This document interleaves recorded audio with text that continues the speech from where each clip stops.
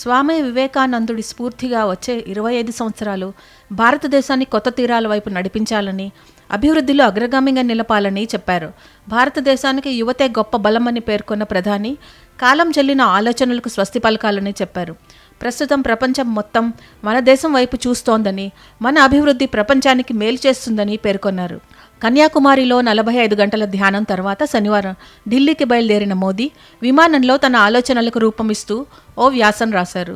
ధ్యానం ప్రారంభించిన తర్వాత తనకు కలిగిన అనుభూతులను, కన్యాకుమారి గురించి, దేశం గురించి తన ఆలోచనలను ఈ వ్యాసంలో పొందుపరిచారు. అందులో ముఖ్య అంశాలు ఆయన మాటల్లోనే. ధ్యానం ప్రారంభించిన తొలి క్షణాలలో నా మదిలో ఏవేవో ఆలోచనలు, ఎన్నికల ప్రచారం, రాజకీయ వాగ్వాదాలు, ఆరోపణలు, ప్రత్యారోపణలు వంటి ఏవేవో ఆలోచనలు కదలాడాయి. కాసేపటి తర్వాత అవన్నీ మాయమయ్యాయి. బాహ్య ప్రపంచం నుంచి నా మది పూర్తిగా వేరుపడింది. బాధ్యతల బరువును తొలగించుకుని ధ్యానంపై గురి కుదిరేందుకు స్వామి వివేకానందుడి స్ఫూర్తి దోహదం చేశాయి. సాగరాల సంగమ క్షేత్రమే కాకుండా సైద్ధాంతిక సంగమ క్షేత్రం కూడా అయిన కన్యాకుమారి తోడ్పడింది. కన్యాకుమారిలో ఉదయించే సూర్యుడు నా ఆలోచనలకు కొత్త ఉత్తేజాన్ని ఇచ్చాడు. సముద్రం వైశాల్యం నా ఆలోచనలను విస్తరింపచేసింది. చిన్నప్పటి నుంచి ఇలాంటి విలువలను నాలో నింపినందుకు దైవానికి రుణపడి ఉంటాను. యువతే మన దేశానికి బలం. ప్రపంచం మొత్తం భారతదేశం వైపు ఆశగా చూస్తోంది. ప్రతి దేశానికి అందించడానికి ఒక సందేశం, నెరవేర్చడానికి ఒక లక్ష్యం, చేరుకోవాల్సిన గమ్యం ఉంటుంది అని స్వామి వివేకానంద చెప్పారు. వేలాది సంవత్సరాలుగా ఈ అర్థవంతమైన లక్ష్యంతోనే భారత్ ముందుకు సాగుతోంది. మన సంపాదనను పూర్తిగా ఆర్థిక, భౌతిక పరిమితులలో తూకం వేయలేం. అందుకే ఇదం నా మమ, ఇది నాది కాదు అనే భావన మన దేశ సహజ స్వభావంగా మారింది. మన దేశ సంక్షేమం, అభివృద్ధి యావత్ ప్రపంచానికి ఉపయోగపడుతుంది.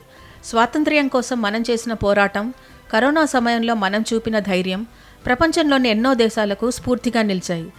మన పాలన నమూనా అనేక దేశాలకు ఉదాహరణగా మారింది. కేవలం 10 ఏళ్లలో 25 కోట్ల మంది పేదరికం నుంచి బయటపడటం అపూర్వం.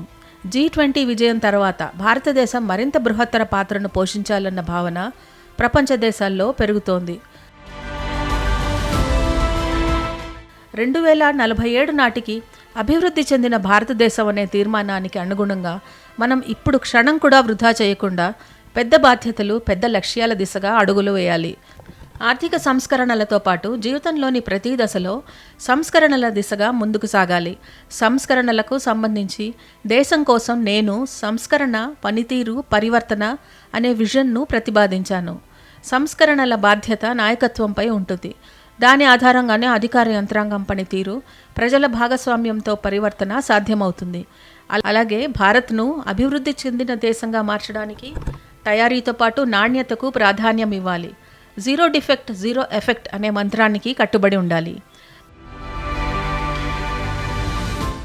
కాలం చెల్లిన ఆలోచనలు, విశ్వాసాలను మనం పునర్నిర్వచించుకోవాల్సిన అవసరం ఉంది.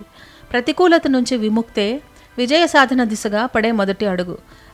అందుకే వివేకానందుడి స్ఫూర్తిగా వచ్చే 25 ఏళ్లను పూర్తిగా జాతికే అంకితం చేద్దాం. 1897లో స్వామి వివేకానంద వచ్చే 50 ఏళ్లను దేశం కోసం మాత్రమే అంకితం చేయాలి అని పిలుపునిచ్చారు. ఆ తర్వాత సరిగ్గా 50 ఏళ్లకు 1947లో దేశానికి స్వాతంత్ర్యం వచ్చింది. మళ్ళీ ఇప్పుడు అలాంటి సువర్ణావకాశం మనకు లభించింది. వచ్చే 25 ఏళ్ళు జాతికి అంకితం చేసి రాబోయే తరాలకు, నవభారతానికి బలమైన పునాదులు వేద్దాం. మన ఈ ప్రయత్నాలు చిరస్థాయిగా నిలిచిపోతాయి. అందరం కలిసి వేగంగా అడుగులు వేద్దాం.